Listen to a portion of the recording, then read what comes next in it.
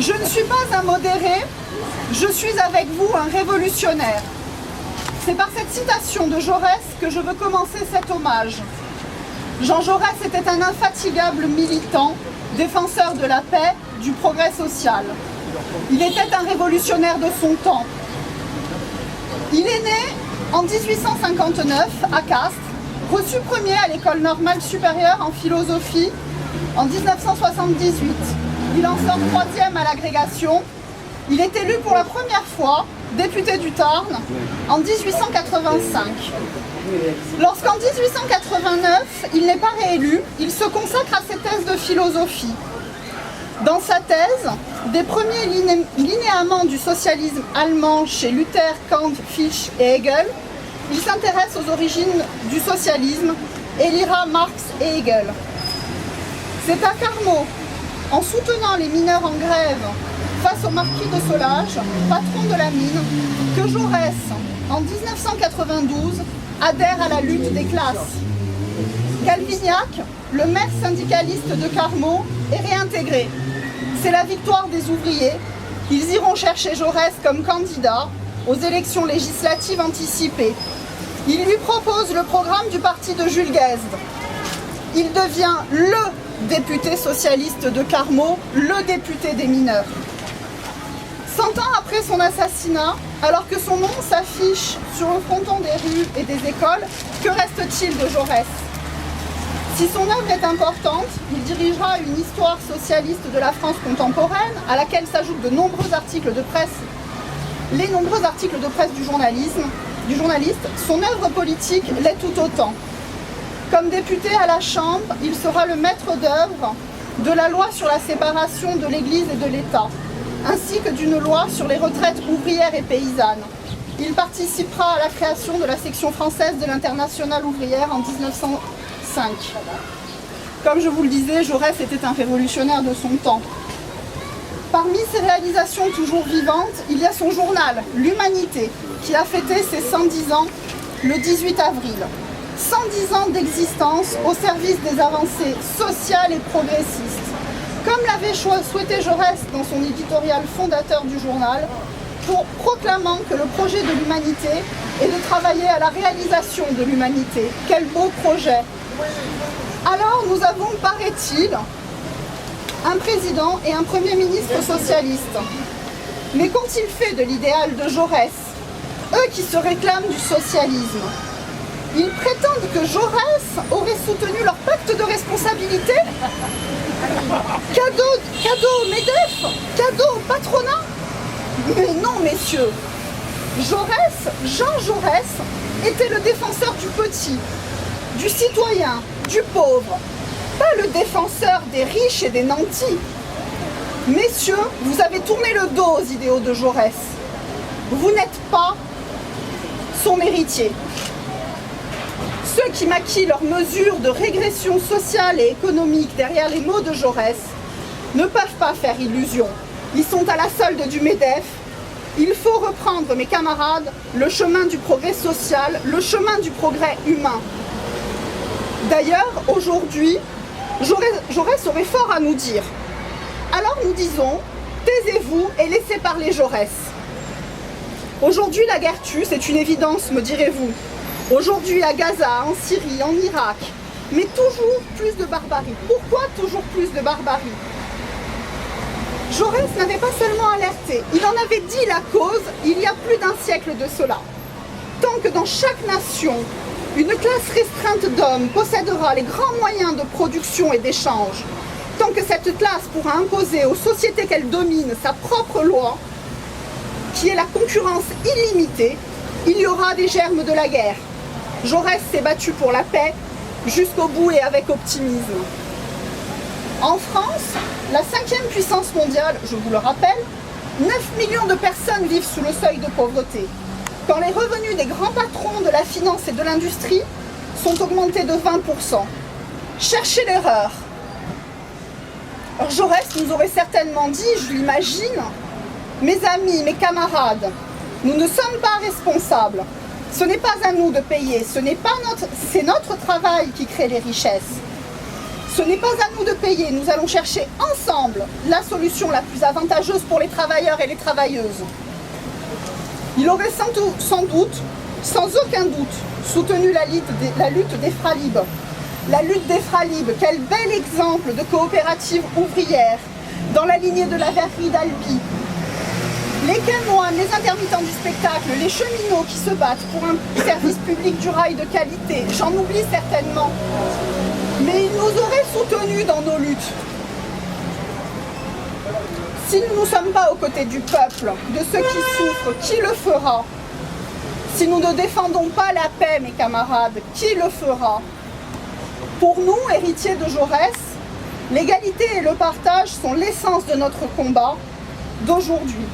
L'issue pour sortir de la crise, pour construire une société du bien commun. Dans quelques instants, après la lecture du texte par Richard, les communistes du 88 boulevard Chave et les communistes marseillais diffuseront un documentaire au 88 « Qu'allez-vous faire de vos 20 ans ?» Je trouve cette question intéressante. Elle est certainement beaucoup plus intéressante même que celle qui consiste à se demander ce qu'aurait dit ou ce qu'aurait fait Jaurès. Parce que finalement, je ne sais pas ce qu'aurait dit ou ce qu'aurait fait Jaurès. Nous ne pouvons que l'imaginer ensemble à partir de son œuvre, de ce qu'il nous a écrit, de ce qu'il nous a laissé. Il y a une multitude de réponses à cette question. Qu'allez-vous faire de vos 20 ans? Dans son discours à la jeunesse, Jaurès nous offre une première piste. Il dit « L'histoire enseigne aux hommes la difficulté des grandes tâches et la lenteur des accomplissements, mais elle justifie l'invincible espoir. » La seconde piste que j'ai trouvée m'a aussi été offerte par Jaurès dans la conclusion de son article du 31 juillet 1914, publié le matin de son assassinat. Ce qui importe avant tout, c'est la continuité de l'action. C'est le perpétuel éveil de la pensée et de la conscience ouvrière. Là est la vraie sauvegarde, là est la vraie garantie d'avenir. Cette citation, c'est celle qui conclut son article le matin de son assassinat. Et je trouve qu'elle est pourtant porteuse de cet espoir qui, jusqu'au bout, l'aura mené à défendre la paix et à défendre le progrès. C'est dans ces deux citations que je trouve ma réponse personnelle à cette question. Lorsque l'avenir semble sombre et que la lutte est dure, l'histoire nous a appris que l'espoir existe. Mes 20 ans et les années d'après, j'ai décidé d'être fidèle à cet idéal révolutionnaire. J'ai décidé d'être fidèle à cet idéal de société. De me battre pour, avec vous, tous ensemble, pour construire le monde de demain. Alors, et vous, qu'allez-vous faire de vos 20 ans ?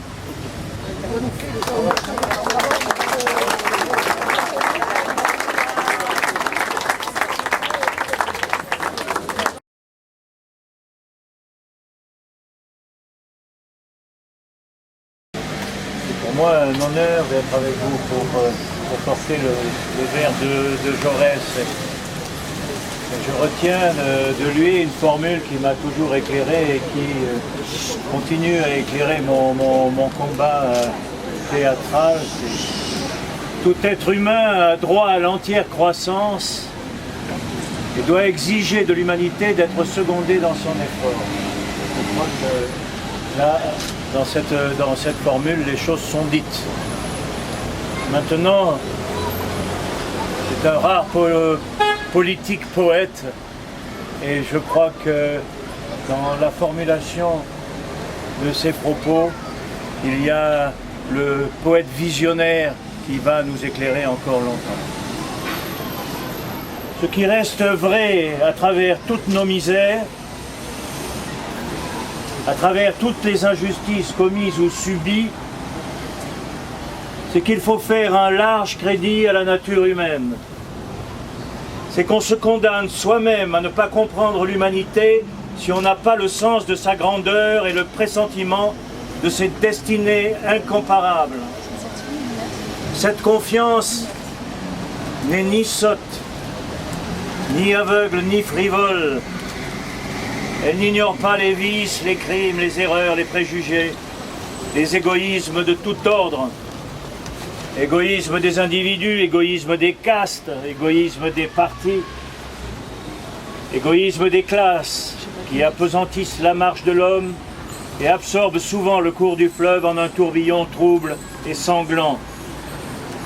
Elle sait que les forces bonnes, les forces de sagesse, de lumière, de justice ne peuvent se passer du secours du temps et que la nuit de la servitude et de l'ignorance n'est pas dissipée par une illumination soudaine et totale, mais atténuée seulement par une lente série d'aurores incertaines.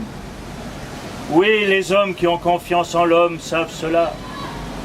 Ils sont résignés d'avance à ne voir qu'une réalisation incomplète de leur vaste idéal, qui lui-même sera dépassé, ou plutôt, ils se félicitent que toutes les possibilités humaines ne se manifestent point dans les limites étroites de leur vie. Ils sont pleins d'une sympathie déférente et douloureuse pour ceux qui, ayant été brutalisés par l'expérience immédiate, ont conçu des pensées amères.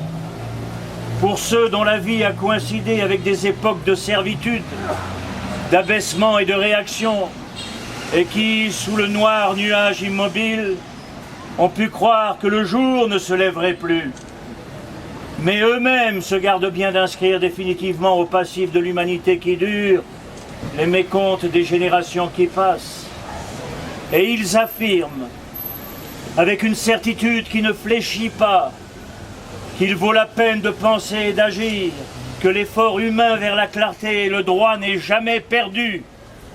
L'histoire enseigne aux hommes la difficulté des grandes tâches et la lenteur des accomplissements. Mais elle justifie l'invincible espoir. Dans notre France moderne, qu'est-ce donc que la République? C'est un grand acte de confiance.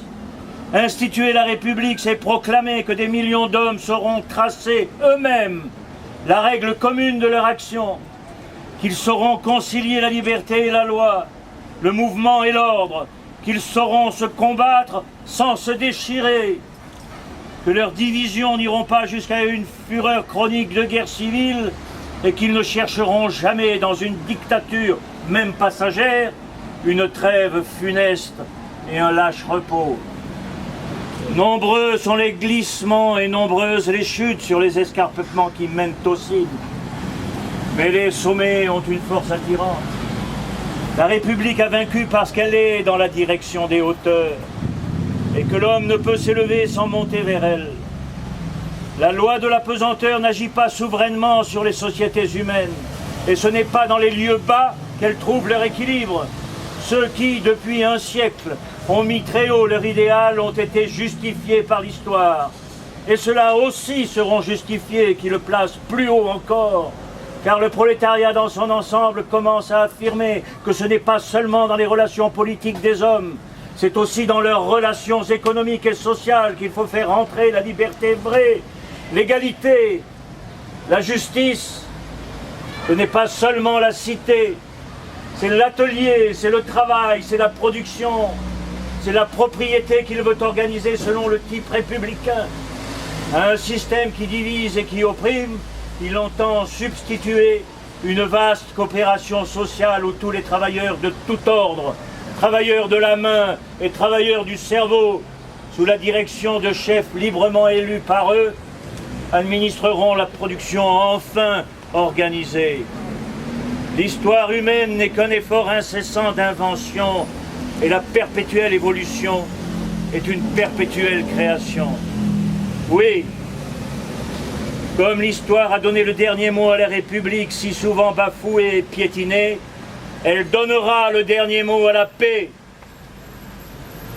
Si souvent raillée par les hommes et les choses, si souvent piétinée par la fureur des événements et des passions, je ne vous dis pas, c'est une certitude toute faite. Il n'y a pas de certitude toute faite en histoire. Je sais combien sont nombreux encore aux jointures des nations les points malades d'où peut naître soudain une passagère inflammation générale. Mais je sais aussi qu'il y a vers la paix des tendances si fortes, si profondes, si essentielles, qu'il dépend de vous, par une volonté consciente, délibéré, infatigable de systématiser ces tendances et de réaliser enfin le paradoxe de la grande paix humaine, comme vos pères ont réalisé le paradoxe de la grande liberté républicaine. Même la coordination dans la paix définitive n'effacera pas les patries qui garderont leur profonde originalité historique, leur fonction propre dans l'œuvre commune de l'humanité réconciliée. Le courage, c'est d'accepter les conditions nouvelles que la vie fait à la science et à l'art, d'accueillir, d'explorer la complexité presque infinie des faits et des détails, et cependant d'éclairer cette réalité énorme et confuse par des idées générales, de l'organiser, de la soulever par la beauté sacrée des formes et des rythmes. Le courage, c'est de dominer ses propres fautes, d'en souffrir, mais de n'en pas être accablé et de continuer son chemin. Le courage, c'est d'aimer la vie et de regarder la mort d'un regard tranquille, c'est d'aller à l'idéal et de comprendre le réel, c'est d'agir et de se donner aux grandes causes sans savoir quelle récompense réserve à notre effort l'univers profond, ni s'il lui réserve une récompense. Le courage, c'est de chercher la vérité et de la dire.